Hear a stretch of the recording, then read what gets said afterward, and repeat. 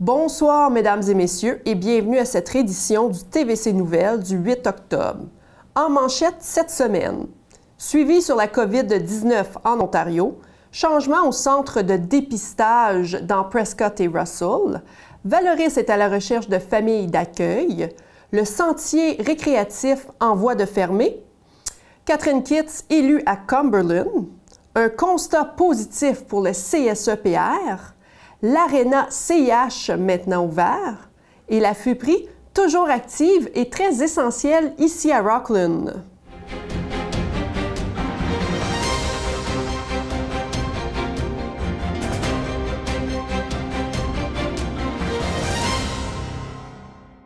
Deuxième vague de la COVID-19. L'Ontario, la province la plus populeuse du Canada, est aux prises avec une deuxième vague de cas de la COVID-19 et doit composer avec des retards dans l'analyse de plusieurs milliers de tests. La province fait face à un retard de 55 400 tests en attente. Ainsi, plusieurs tests de dépistage effectués depuis peu dans des pharmacies sont expédiés en Californie selon ICL, une entreprise canadienne qui travaille comme courrier entre les sites de collecte et les laboratoires où les tests sont effectués, tant au Canada qu'à l'étranger. Nous vous rappelons que les masques sont maintenant obligatoires dans tous les espaces publics intérieurs de la province. On demande à la population de limiter les contacts étroits qu'avec ceux qui vivent dans la même résidence et maintenir une distance physique de 2 mètres avec toute autre personne. Les gens qui vivent seuls peuvent envisager un contact étroit avec un autre ménage. Ainsi, les soupers de famille à l'occasion de l'Action de grâce sont tout à fait déconseillés en ce moment-ci. Nous vous invitons à être prudents et à vous garder à des distances. Bientôt, la COVID-19, nous allons la surpasser. Mardi, l'Ontario enregistrait 55 945 cas, dont 2 988 décès depuis le début de la pandémie. De ce nombre, 47 613 personnes ont été guéries. Plus de 4 074 870 tests ont été effectués. Selon le Bureau de santé de l'Est de l'Ontario, en date du 6 octobre, les comtés unis de Prescott et Russell comptent 60 cas actifs, dont 19 dans Clarence-Rockland, 9 dans la Nation, 21 à Russell, 4 à Alfred et Plantagenet, 1 à Casselman, 6 à Hawkesbury et aucun dans Champlain et Hawkesbury-Est. 7 écoles du CSDCEO se voient actuellement aux prises avec la COVID-19.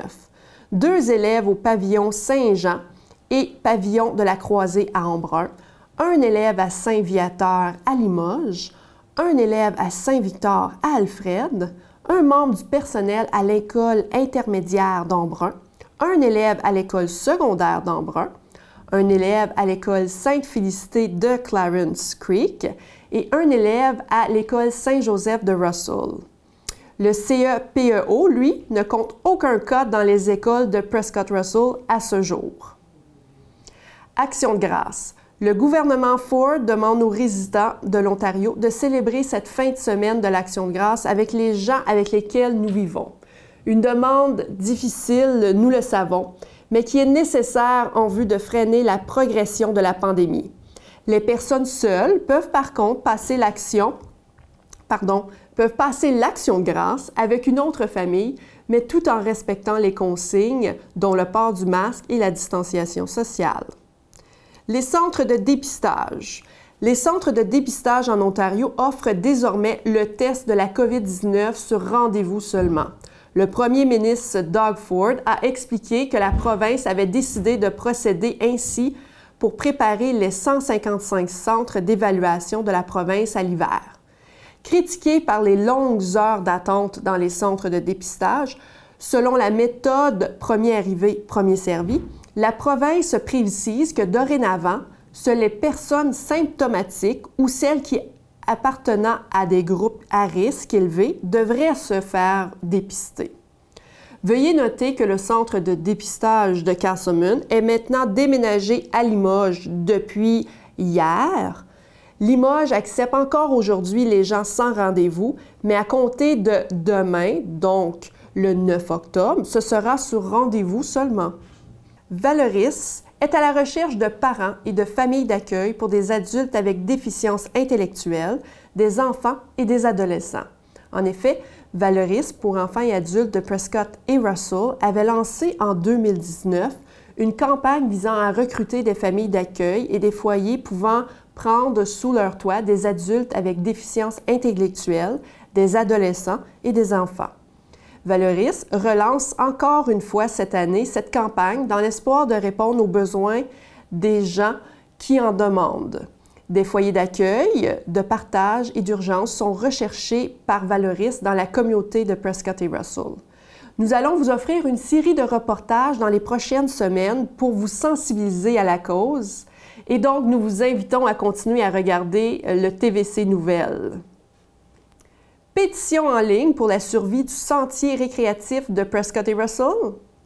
Le 23 septembre dernier, les maires de Prescott et Russell ont voté contre le renouvellement du bail avec Via Rail pour maintenir le sentier récréatif de Prescott et Russell ouvert. Suite à ce vote, les comtés unis de Prescott et Russell ont 90 jours pour négocier une nouvelle entente avec Via Rail. La survie du sentier est très précaire en ce moment. TVC 22 a également rencontré Mme Jocelyne Leroux de Bourgette, citoyenne très impliquée dans la région, pour connaître son opinion et en apprendre davantage à ce sujet. Écoutons ce qu'elle avait à nous dire. Alors, Madame Jocelyne Leroux, merci d'avoir pris quelques instants pour répondre à nos questions. Vous êtes très impliquée dans le sentier récréatif qui se situe ici à Bourgette. Il y a un comité, si je ne me trompe pas, qui voit un peu à tout ce qui a besoin d'être fait au sentier. En 2011, on était 3 sur le comité, puis on a tout refait le bord du sentier. On a tout replacé les choses. On était bien chanceux. On avait beaucoup d'aide.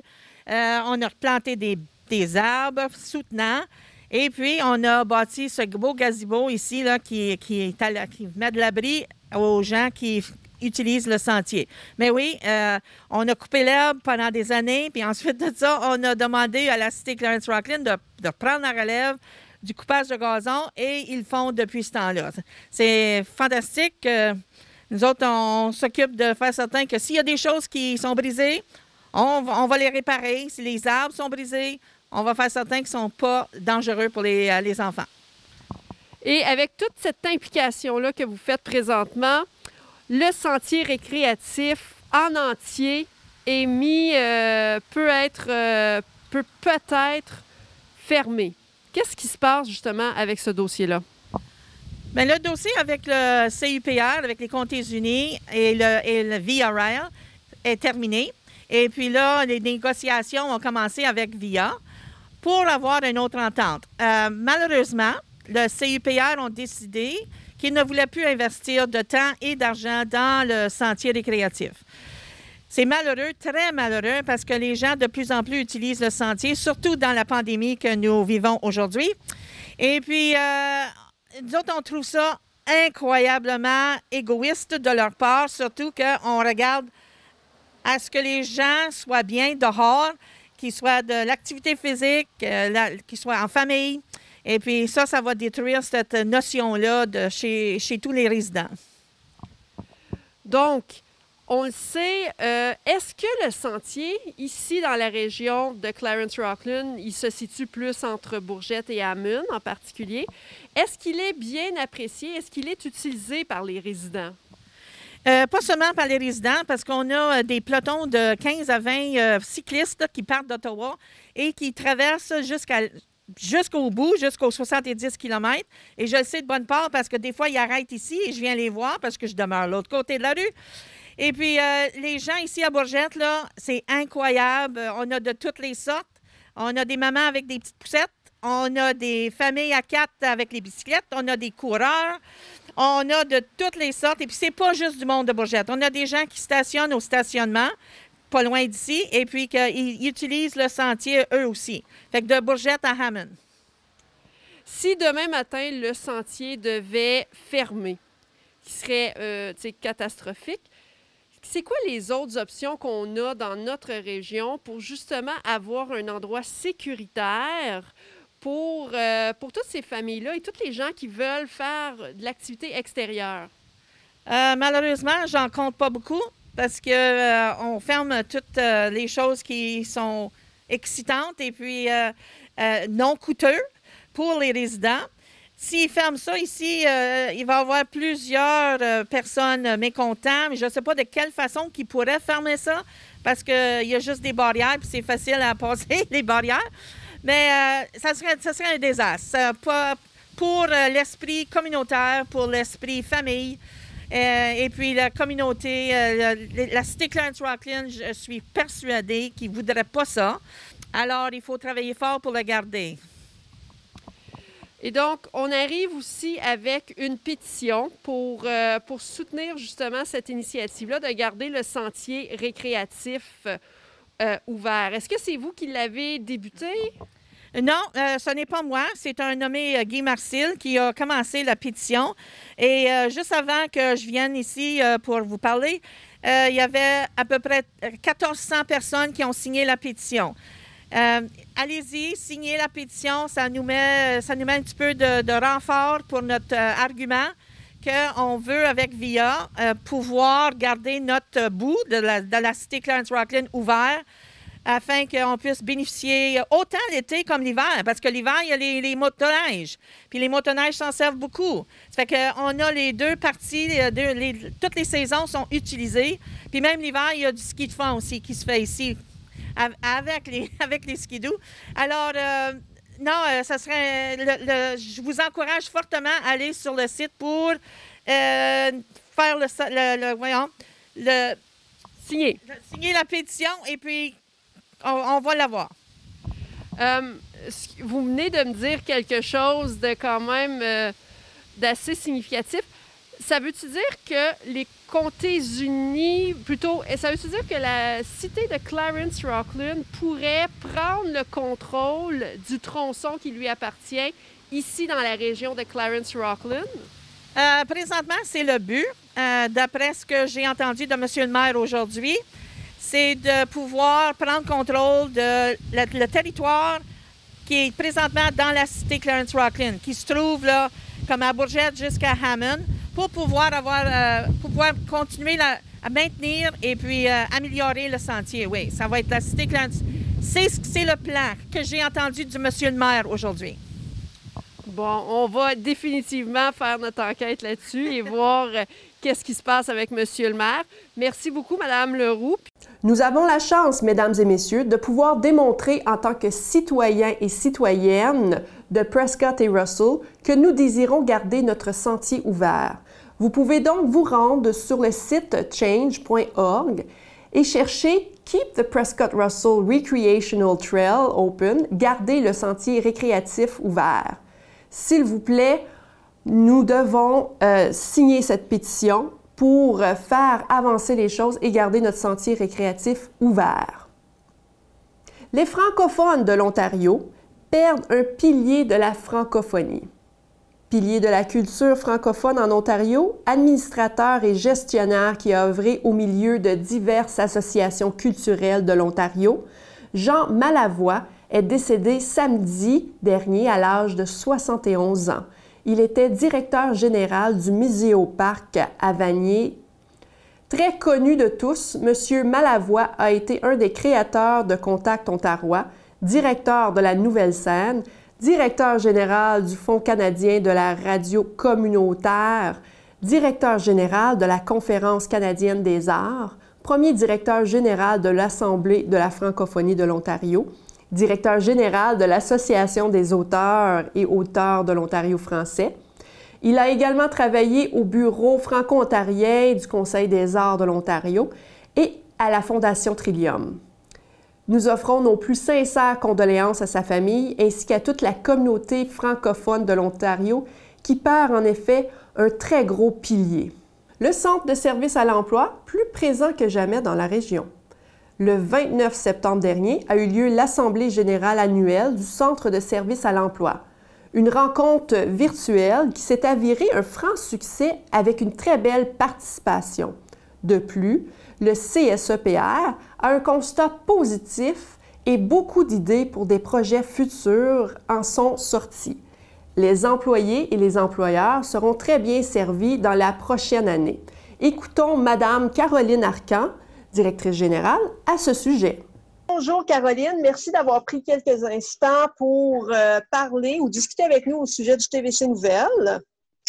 Alors, on parle de votre assemblée générale qui s'est déroulée la semaine passée, qui a été, je dois dire, un grand succès parce qu'il y a eu beaucoup de gens qui ont participé de façon virtuelle, bien sûr.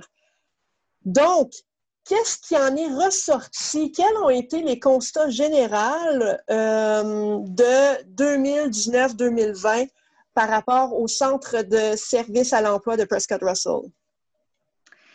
Mais je pense que parmi nos grandes réalisations dans la dernière année, on a été en mesure d'établir des projets en partenariat avec un grand nombre de partenaires. Donc, en rétrospective, entre autres, on a eu l'implantation de nos bureaux satellites au sein des écoles secondaires sur le territoire de Prescott Russell. On a aussi fait l'acquisition d'un laboratoire de carrière virtuel. On a aussi obtenu des fonds pour développer la main-d'œuvre dans le secteur des soins personnels en implantant une formation sur mesure en préposé en soins personnels. Ça, c'est en collaboration avec le Centre d'éducation de formation de l'Est de l'Ontario.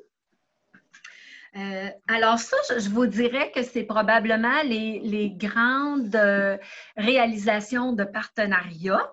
On a aussi développé des liens et puis des activités liées à l'immigration dans Prescott et Russell. Donc, dans la dernière année, le centre a beaucoup collaboré à faire en sorte que la ville de Hawkesbury puisse recevoir la désignation de communauté francophone accueillante. On a aussi déployé un contingent qui était composé de personnel du centre de services à l'emploi qui ont été accompagnés avec la mairesse aussi de Hawkesbury pour pouvoir aller faire du recrutement en Belgique et en France.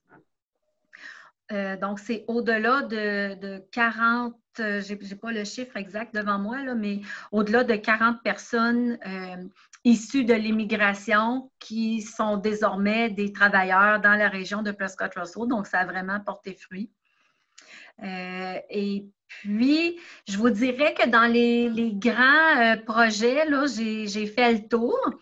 Ce qu'on constate pour l'an prochain, c'est sûr que nous, ayant été frappés comme tout le monde là, par la pandémie, ça nous a propulsé quelques années devant, ce qui est une bonne chose de la pandémie finalement, parce qu'on avait besoin de moderniser notre approche, de moderniser notre façon de servir la clientèle.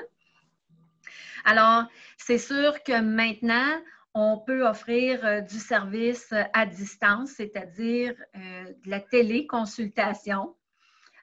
On a aussi mis sur pied un programme de prêt d'ordinateur pour des clients qui ne vivraient pas à proximité des bureaux de Rockland, d'Embrun ou d'Hawkesbury ou qui, par crainte là, avec la pandémie, de se déplacer puis d'être en personne avec un conseiller à l'emploi, ils ont toujours l'option de faire des rencontres virtuelles et s'ils ne possèdent pas l'ordinateur ou les appareils pour pouvoir le faire, on a un système de prêt qui est disponible pour eux. Alors, on a fait l'acquisition de 16 Chromebooks et au moment où on se parle, les 16 sont prêtés à des clients du Centre de services à l'emploi. On a aussi mis sur pied une série de webinaires avec des sujets qui touchent de gestion de stress, les types de personnalités, le travail en équipe, comment ça se conçoit quand on travaille à distance, etc. Donc, on a pris soin de mettre sur pied des thèmes de webinaires qui étaient vraiment d'actualité. Et puis, une des choses qu'on a démarré en fin de notre année fiscale, et puis on le fait en prévision de cette année-ci, puis peut-être des années futures aussi, c'est la mise en place d'un système de psychothérapie. Alors, on a retenu les services d'une psychothérapeute certifiée en Ontario, et puis elle rencontre des clients qui vivraient certaines préoccupations qui doivent être adressées, mais qui ne relèvent pas de la compétence du soutien à l'emploi pur, mais qui sont liées à l'emploi.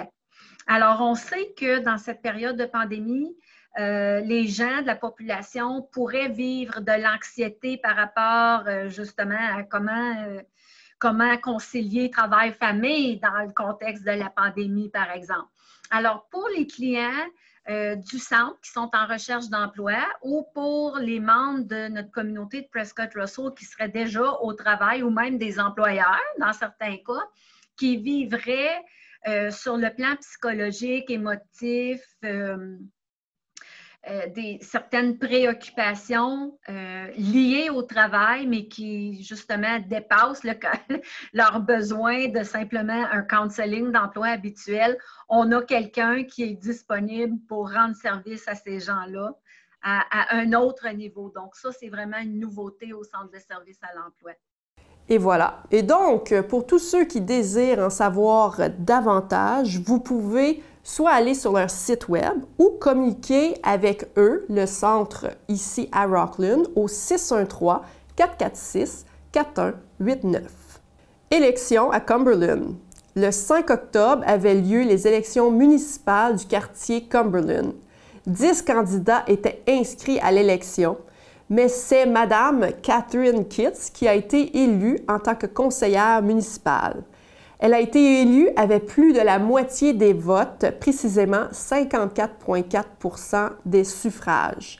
Madame Kitts en sera donc à son premier mandat en tant que conseillère à la Ville d'Ottawa. Elle affirme que les enjeux liés à la francophonie sont importants pour elle, alors que 36 % de la population vivant dans le quartier de Cumberland est francophone.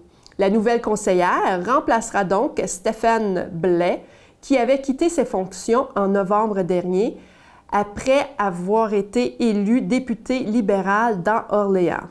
Félicitations, Madame Kitts. Maintenant, au niveau communautaire, bonne nouvelle pour les amateurs de hockey. L'Aréna de Clarence Rockland, ou CIH, a ouvert ses portes au public depuis le 5 octobre dernier. Plusieurs programmes sont disponibles pour les jeunes. De plus, il reste encore beaucoup de temps de glace à combler. Nous avons discuté avec Régent Amiotte, directeur de la programmation, à ce sujet. Alors, je suis présentement avec Régent Amiotte, donc responsable de la programmation ici à l'Aréna de Clarence Rockland. Régent, est-ce que les opérations sont revenues un peu à la normale ici à l'Aréna? À normale, non. Nous avons les guides pour les participants pour le COVID. Ma programmation qui est débutée hier avec l'ouverture de l'Aréna, octobre le 5, sont complets. Nous allons faire une troisième programmation due à la liste d'attente de nos participants. L'Aréna comparé à l'Académie, nous avons l'Académie, on a 50 participants cette année comparé à 85 l'année passée, dû au COVID et les restrictions internationales. Ça a un effet sur le côté académique, académie, pour avoir moins de participants en ce moment. Et donc, on voit une diminution à l'Académie. Comment s'est faite l'intégration, justement, à l'Académie? Parce que c'est pas juste des gens de la région qui côtoient l'Académie, c'est un peu at large. Oui, nous avons le côté international et le côté local.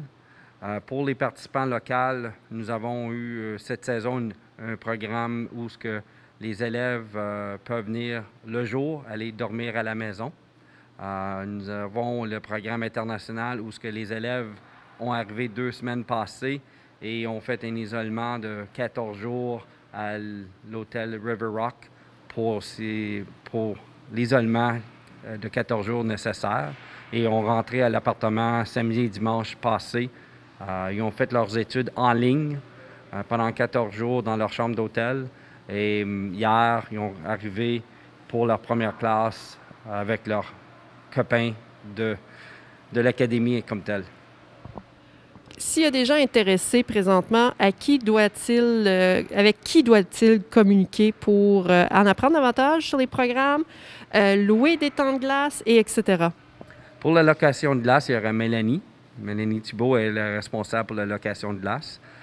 Pour la programmation, c'est moi. Contactez-moi par courriel ou par téléphone. L'information est disponible sur le site de l'Académie Arena pour l'information. Si vous voulez avoir plus de détails, communiquez-moi par téléphone. Ça va me faire plaisir de répondre à vos questions. Parfait. Bien, merci beaucoup, Régent. Alors, prière de noter que des mesures strictes ont été mises en place à l'Arena et de plus, le hockey junior revient au CIH. Toutefois, le public n'est pas encore accepté. Nous vous garderons informés. Entre-temps, si vous désirez réserver des temps de glace ou vous informer au sujet des programmes offerts, contactez le CIH au 1-855-446-7776 ou allez sur le site web cihRena.com. La friperie, un vestige important dans notre région. La semaine dernière, nous avons fait un reportage sur la banque alimentaire de Rockland. Cette semaine, nous vous invitons à en apprendre davantage sur la friperie de Rockland. Je me suis entretenue avec Lorraine Séguin, directrice générale de la friperie, afin de m'informer sur l'état de cette organisation très essentielle dans notre région et surtout essentielle pour la banque alimentaire de Rockland. En voici un extrait. Je suis avec Lorraine Séguin, directrice de la friperie. Premièrement, Madame Séguin, qu'est-ce que la friperie? La friperie, c'est un service que nous rendons à la communauté de Clarence-Rockland et même à l'extérieur de notre communauté. C'est que les gens peuvent venir acheter des vêtements pour toute la famille, des articles pour la cuisine, des chaussures, des bottes, tout ce que la famille a besoin pour se vêtir à un prix très réduit et de bonne qualité. Je crois que les articles que vous vendez, ce sont des articles qui sont donnés par la population. Donc, dans le fond, c'est un peu un consigne un peu de consignation, mais pas tout à fait, là. Non, ce n'est pas une consignation du tout. C'est que les gens nous donnent la marchandise que nous vendons et c'est tout reçu gratuitement. C'est comme si eux nous font des dons, mais pas des dons monétaires, mais des dons en articles. Et que nous, ensuite, on fait le triage et on place dans le magasin pour pouvoir le vendre ensuite à la population. Donc, c'est quoi Vous avez un lien avec la banque alimentaire. Donc, quel est ce lien entre la friperie et la banque alimentaire? Notre partenariat est excellent parce que tout ce que nous vendons ici en magasin, l'argent que nous faisons, retourne directement à la banque alimentaire, soit pour achat de nourriture ou quoi que ce soit, mais tout argent va vraiment à la banque alimentaire. Il n'y a aucun bénévole qui reçoit de l'argent, personne n'est payé parce que ce sont tous des bénévoles qui offrent leur temps et leur énergie à la friperie autant qu'à la banque alimentaire. Je sais que vous organisez aussi également des initiatives pour Noël, donc les cadeaux de Noël, guignolés, etc. Est-ce que vous avez des plans encore en vue pour justement ces initiatives-là dans les prochains mois? Bien, disons que c'est surtout la banque alimentaire avec l'Arbre des Anges qui s'occupe vraiment des cadeaux de Noël. Nous, quand on a des choses comme des toutous, des choses comme ça, alors Marjolaine vient les chercher, puis elle est là pour être capable de mettre dans les sacs cadeaux. Alors, si on a d'autres articles qu'on peut dire, OK, ça peut aller dans les sacs cadeaux, c'est la même chose, mais tout est bien nettoyé, tout est envoyé. On envoie presque du neuf, là, tu sais, là, c'est pas des choses qui ont été abîmées, quoi que ce soit. Et puis, c'est de cette façon-là qu'on peut remplir les sacs de Noël pour les enfants. Ainsi conclut une autre édition du TVC Nouvelles. Si vous avez des sujets de reportage ou si vous désirez devenir un citoyen reporter, nous vous invitons à contacter la station et à nous aider à faire une différence dans notre communauté. Mon nom est Stéphanie Simard et je vous souhaite une excellente journée et à la semaine prochaine.